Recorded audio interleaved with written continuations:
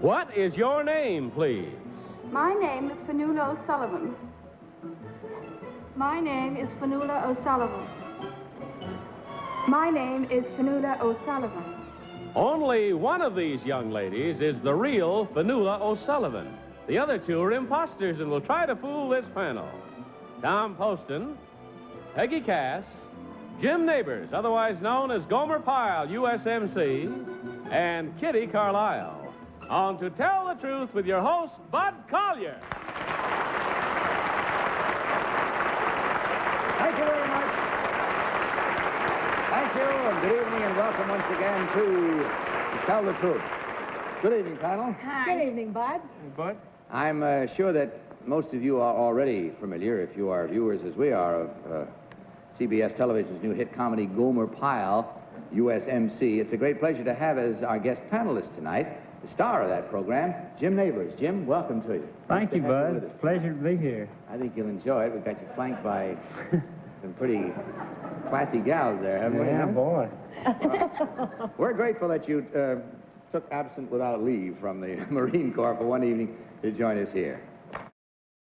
Well, please open that envelope, if you will, and follow along as I read from this first story, which you'll find there. I, Fionula O'Sullivan, am one of 7 colleens who act as hostesses at Bunratty Castle on the bank of the River Shannon in Ireland. This 15th century castle has become one of Ireland's major tourist attractions, and each night a banquet is given for the visitors. 2 of the guests are chosen Lord and Lady of the Manor, and the festivities begin. My group entertains with authentic medieval songs while the patrons sip their mead and mulled claret before a huge log fire and enjoy such delicacies as brown brose, pettitoes, and pulled fowl salamagundi. The diners cut their food with daggers and eat it in the approved 15th century manner, with their fingers.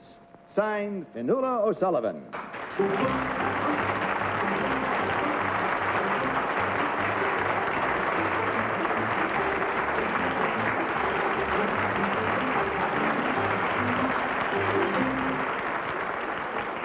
Panel, these 3 lovely young ladies all claim to be Fionula O'Sullivan, a hostess at Bunratty Castle in Ireland.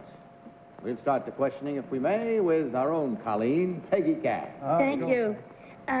Number 1, what is a madrigal? It's a bird. Thank you. A what? A bird, she said. Is that what you said? Yes. Number 3, where is Lismore Castle? It's in the south of Ireland. Thank you. Number 2, what is the difference between a lyre and a lute? A lyre and a lute. One is a musical instrument, or they're both instruments. One has strings and the other is like a flute. You play it. It's an air instrument. Thank you. Number 1, King Henry VIII was supposed to have written a song. Do you know what the name of that song was? No, I'm afraid not. Oh, thank you. Number 2, what are pettitoes? Pettitoes are spare ribs. Spare ribs. And number 3, what's brown brose? Brown brose is a vegetable soup made from the bones and meat of venison. Oh, it sounds delicious. Jim Nabors. Yeah, sure does. You sure do know a lot about Ireland. I'm from Alabama, so. Did you say that you played the... Which number, Jim? Number 1, the harp. Yes. How many pedals are on the bottom of it? There are no pedals in the Irish harp. In the Irish On harp? the Irish harp. I see. Number 2, how long have you studied music? 3 years. I've studied music for a long time, but the harp for 3 years. I see. Number 1, is your same, in the madrigal, is the music the same as in our music today, or is it? I don't understand that question. The notes are the same, are the notes the same? Saved by the bell. Those notes came at the right time. Kitty Carlisle. Number 3, what is a viola da gamba? It's an instrument, I think, something like a lyre. Thank you. Number 2, what is mead made of? Fermented apple and honey, wild honey. Thank you. Number 1, what is a mulled claret? What does mulled mean? It's heated. Is it spiced? Yes. Thank you. Number 3, who is Honor Tracy? Number 3? Honor Tracy is a writer. Thank you. Number 2, where does John Huston live? Galway. Galway. County What is Galway. the relationship that to Shannon? Galway's on the west side of Ireland, and Shannon is on the south. Thank you.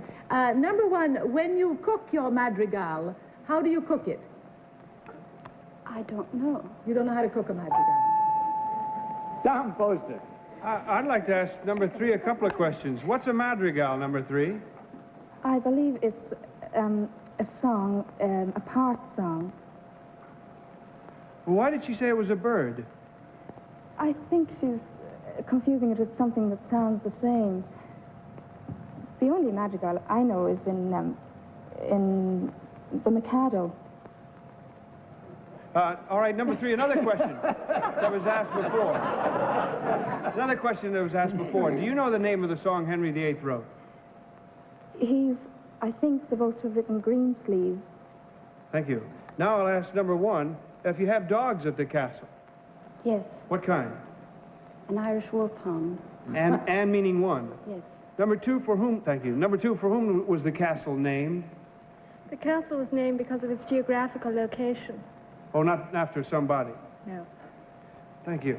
What is Salmagundi, number 3? What does that mean, Salmagundi? Salamagundi is a... That's what it is. It's the time to mark your ballot. Salamagundi. Salamagundi So mark them is at the once, bird. if you will, please. Mark them now without change, without consultation, and without changing after you have marked them. Vote for number 1, number 2, or number 3. And, of course, our team of pretty challengers will receive $250 for every incorrect vote. Are all ballots marked? Everyone has voted. All right. Tom, for whom did you vote? Well, listen, I voted for number 3. The only thing I know about a madrigal is that it's a musical work but number 2 I didn't vote for because I think she either misunderstood the question or gave a wrong answer about the lute and the lyre and so forth. Peggy. Well, I asked about the lute and the lyre, and number 2 didn't give me the answer I thought was right. 3 knew where Lismore Castle was, and so I voted for her. She may not have been a lute, but a liar. Jim Nabors. I voted for number 2. She just seems to know a lot about it. And that's more than I know. Kitty. I think it's number 1, but I voted for number 3. Because of the question about the madrigal is a song, and I don't think if you blow either in a lyre or a lute, you could get any kind of a sound. It's not like a flute, I don't think. So I voted for number 3. Maybe she Very well, that's 3 for number 3, 1 for number 2. With that, we go into the area of finding out immediately which one of these charming young ladies is, in truth, the real hostess at Bunratty Castle in Ireland. So will the real Fionula O'Sullivan please stand up?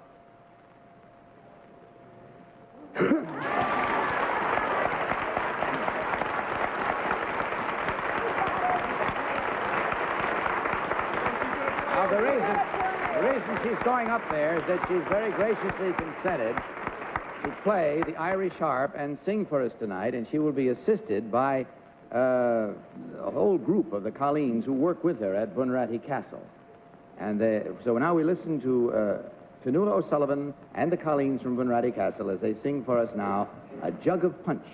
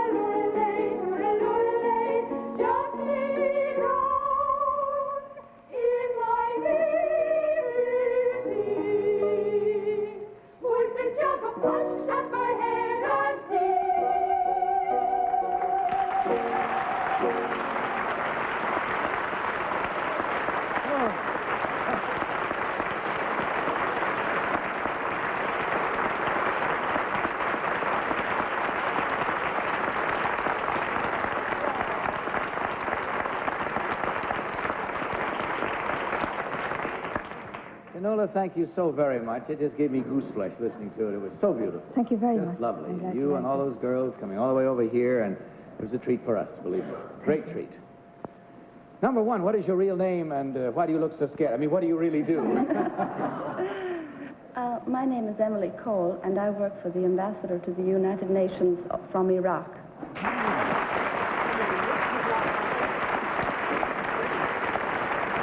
And number two, what is your real name, and what do you do? My real name is Anna Chance, and I do secretarial work for Arthur Guinness Son and Company, who make harp beer.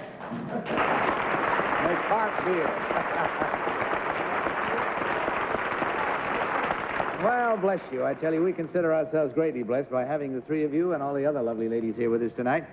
In checking the score, we find that there was only one incorrect vote, but that is worth $250. And on your way out, of course, there's a gift package of all the fine products from the makers of Dristan. We thank you very much for gracing our show with your presence. Good night, and God bless you.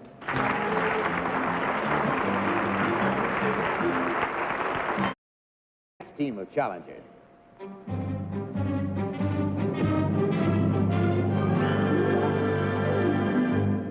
What is your name, please? My name is Terry Dawson. My name is Terry Dawson. My name is Terry Dawson. Panel, follow along with your copies of this one. I, Terry Dawson, have been awarded over 20 medals in science fairs for my work with rockets. As a result of my winning the top Air Force Award 2 years in a row, General Curtis LeMay offered me a summer job at Cape Kennedy. Although my duties were primarily involved with range safety, I also worked right in the blockhouse and personally pushed the button to fire 12 missile shots. My biggest thrill, however, came as a member of the launch crew for Ranger 7, the United States' first successful moon shot. Since I autographed every space package I helped to launch, my name is now resting somewhere on the surface of the moon. Signed, Terry Dawson. Young men all claim to be Terry Dawson, teenage rocket expert. Let's start this cross-examination with Tom Poston, if we may. Tom? Thank you, Bud. I was very curious about this myself, so I'll take the chance to ask you, Terry. Number two, could you describe the action of the molecules around an atom by using the initials KLM? Well, K, L, and M, they're shells of the atom. Each atom has different shells, and there are different electrons in each shell. The electron particles, yes. The motion of the electron particles, not the molecular part. Okay, No. Thank you. Number one, what is an isotope? An isotope is an atom with an extra neutron in its nucleus. Do you agree with number two about the KLM? I think I'd have to, yes, sir. You'd have to. Peggy Cass. Well, I don't know anything about science. Let's get to the launch crew, number two. What does the launch crew do? Well, the launch crew first works on the rocket.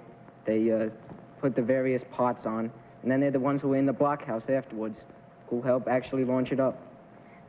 Number three, that thing really did hit the moon, huh?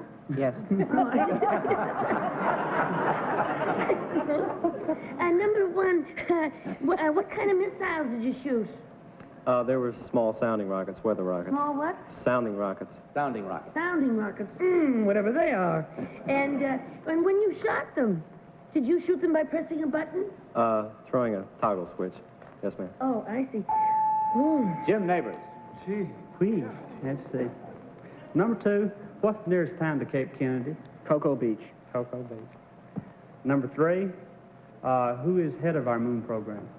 The moon show. James Webb. Number one, what is range safety? These are the people whose responsibility it is to see to the safety of the surrounding cities and foreign countries. If a missile goes off course, they destroy the missile so that none of the pieces will land on any Americans' homes. Well, how do you... Number three, Kitty Carlisle. where was the Ranger made? It was made by Douglas. It was made in New Jersey by Douglas. Number two, where's the Jet Propulsion Laboratory? They're on the eastern coast someplace. And number one, what sort of a rocket launched the Ranger? Atlas Agena B. The Atlas Agena B. Thank you. Number three, what is Tyros? Tyros is a weather satellite. Number two, what is LOX? LOX is liquid oxygen. Number one, what is a cherry picker? Cherry picker is a large crane which was originally used to pick cherries, but it was used to grab astronauts out of the capsule. Thank you. I always thought lox was something you served with bagels. I didn't. Well, live and learn, I always say. It's time for you to mark your ballots anyway, so will you mark them at once, please, without change and without any consultation whatsoever. Simply vote now for number one, for number two, or for number three. All ballots marked. All right, Tom, for whom did you vote this time? I voted for number 3. Now, let's face it, I should have voted for number 2 because he knew about that KL&M. But I got the information from a sweet little girl who doesn't know anything about atoms, so if she knew it, maybe it stands to reason that he would know it, too. I thought number 3 looked like, Or maybe he knows your girl. Looked more like Werner von Braun than the other two. Peggy. You won't believe it. I voted for number 3 and really on a hunch. Boy, number 1 and 2 are so smart that maybe they go to the Bronx High School of Science. Jim Nabors, for whom did you vote? I voted for number 2. He knew where Cocoa Beach was.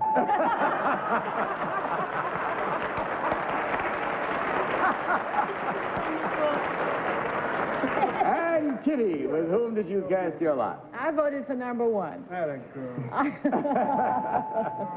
I think they were all absolutely brilliant, but I still think it's number 1. I think the Ranger was made in Pasadena at the Jet Propulsion Laboratory, but I may be wrong, but I voted for number 1. Well, there it is. More widely split than you have been in quite a while, panel. 2 for number 3, 1 for number 2, 1 for number 1. Let's find out immediately which one of these young gentlemen, in truth, is the one who can be called, I guess, a teenage rocket expert. Will the real Terry Dawson please stand up?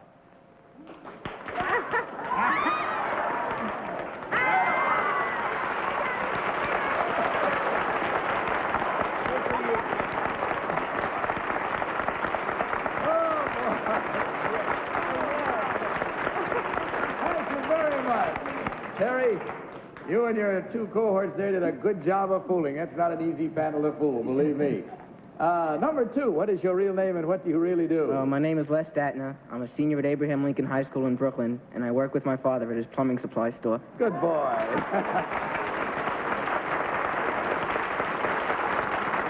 And number 3, you got the greatest portion of votes there on your side. What is your real name and what do you do? My name is Tom Neckel. I'm a junior at Marymount High School in Cincinnati, and I'm a junior orderly at Our Lady of Mercy Hospital. Good boy.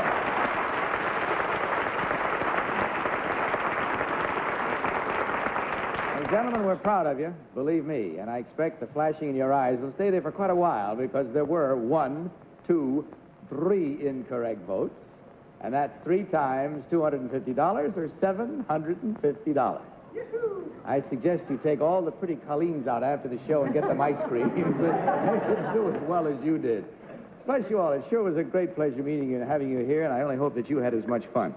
We're On your way out... proud of Mr. Dawson, Indeed too. we are. Indeed we are. On your way out, there's a gift box of fine products, of all the products made by the makers of Dristan for each of you. Thank you again for being with us. Good night. Congratulations again, Terry, and God bless you.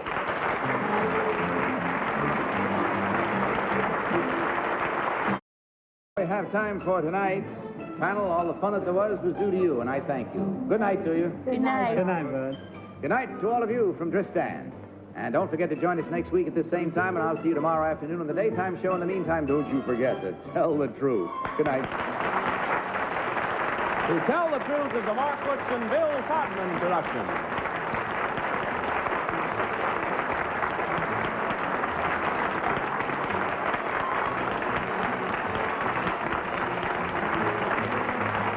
To Tell the Truth has been brought to you by Concentrated Heat Liquid, the liniment to relieve minor rheumatism, arthritis, or backache pain for hours.